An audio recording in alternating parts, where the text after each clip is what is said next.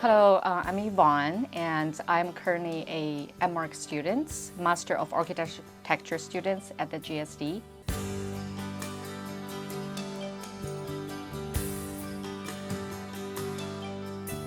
My name is Ben Parker. I'm a second-year urban design student at the Graduate School of Design.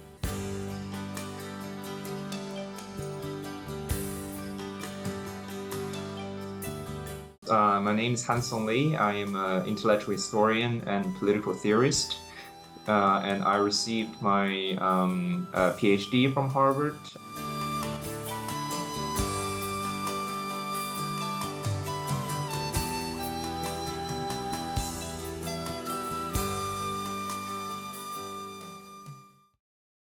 My research is around the still houses in southeast China, and really investigated into how the role of water kind of facilitates people's daily life in those vernacular building types. I am doing a thesis project on the different relationship between nature and cities in China versus in other places. And so I was researching UNESCO World Heritage sites in China and the mountains and cities that have a sort of coexistence relationship.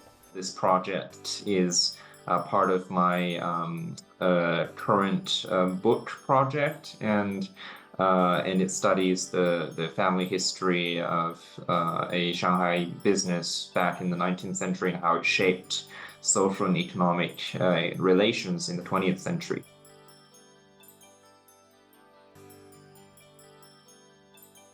I think right now, like water issue is such a big climate change problems for us.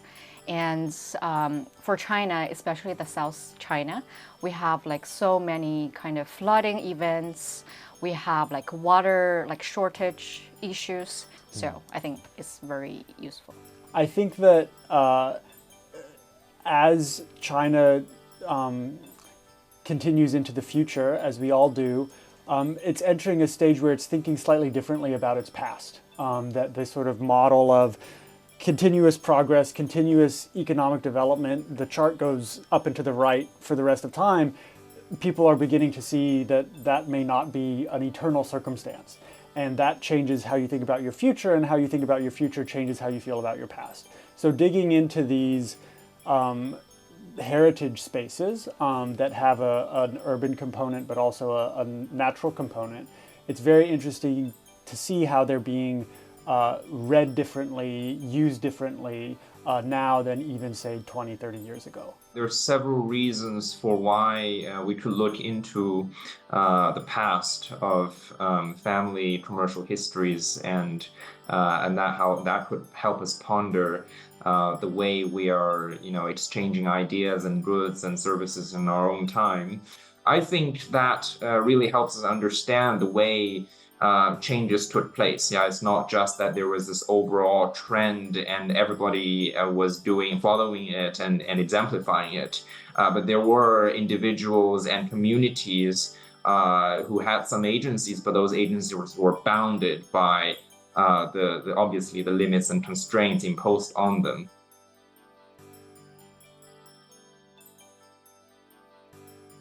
I visited several sites because I wanted to get a sort of cross-section of examples, and I had one primary site in mind. Traveling allowed me to see that actually there was another site that was a better candidate for my deep research, so I switched my site because of the travel experience. So that was critical. Of course, as an architect and designer, space is everything. So not only seeing pictures of spaces, but moving through the spaces, understanding how they're used is all essential to the kind of research that we do. So really there's no replacement for the on-the-ground experience. Like in-person experience and interactions with the local people really give me a lot of kind of like social background and social context for my research. The pleasant surprise of having this trip is obviously that you will be constantly encountering things that you never expected. The most exciting part was obviously to see these descendants of the family and to speak to them, and took me in different directions that ultimately came together and fueled the project and propelled it forward. I was able to just walk into the Fudan Library and see an entire collection of books by a pivotal figure in that family, by Yu Taifeng, and nobody checked my ID. Well, I was accompanied by a graduate student at Fudan, but also nobody checked his ID. So we just walked in, and somebody came and helped us find this entire corpus of manuscripts. There's one time that I went to the Dong people village. They're actually gathering for one of their very important events during the year, and it is a kind of a singing group. So I was very inspired, and I never seen this in any part of China. And I'm from the north, so I'm not familiar at all. And this kind of social events really give me the chance, and it's really, I think it's a really rare experience. Pilgrimage up to the top of the mountain, Mount Tai, is very significant, and even though there's a cable car now, a lot of people choose to walk because of the spiritual, cultural, and psychological significance of taking that journey and going up the 6,000 steps, etc. So I did that long hike, was very exhausted on the top of the mountain. It was cold on the top of the mountain, probably 20 degrees colder than at the base, significantly colder, and it began to snow while I was there. I was sitting on a rock, looking kind of out. The snow started falling, and I heard kind of the barking of a few dogs that I couldn't quite see. And I am not a poet, but the experience felt very poetic and evoked poems I had read about kind of what you hear and don't see, and etc. So that was something that will stick with me for a long time. Right now, I'm working on the scientific part of my research.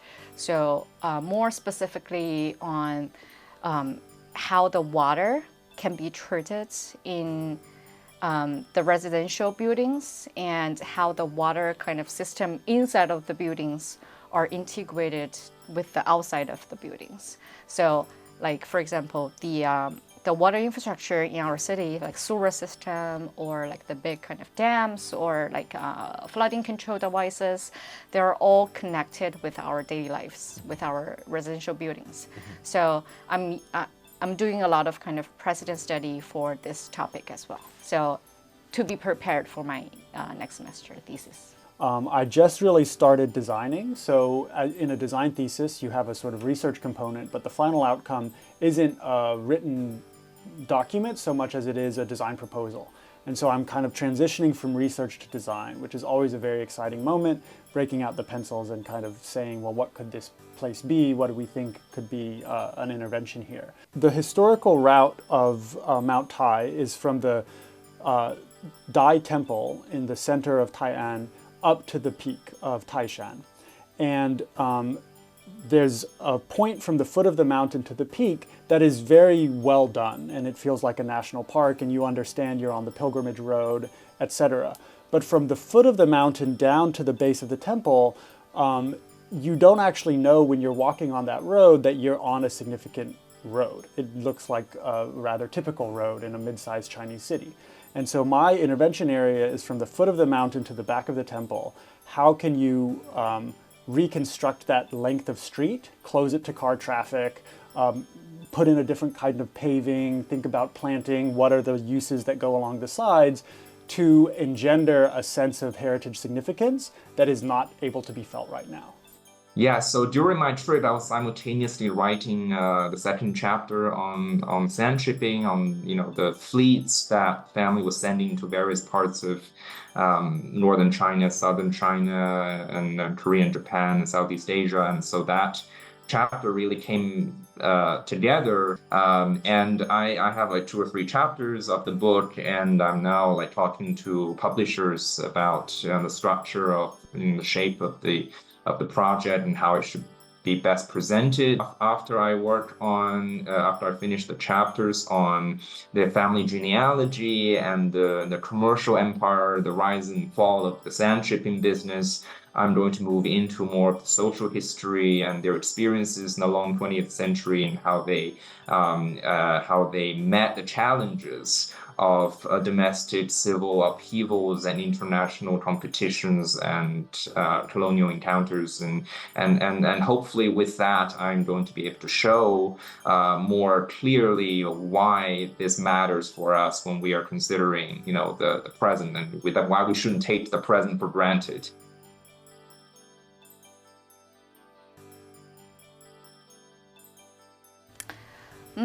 I think you have to really accumulate your passion and also accumulate your thoughts around this topic.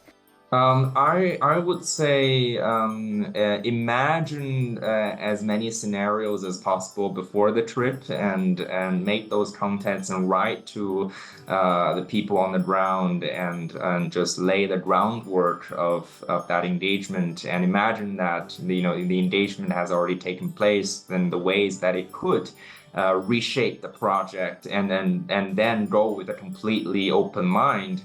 I think it's really important when preparing proposals and when traveling that you find a really strong balance between what you plan to do and what you leave open to discover.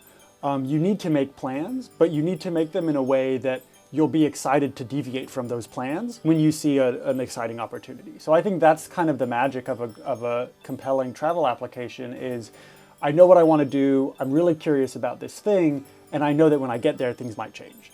So I think finding the way to thread that needle is really key.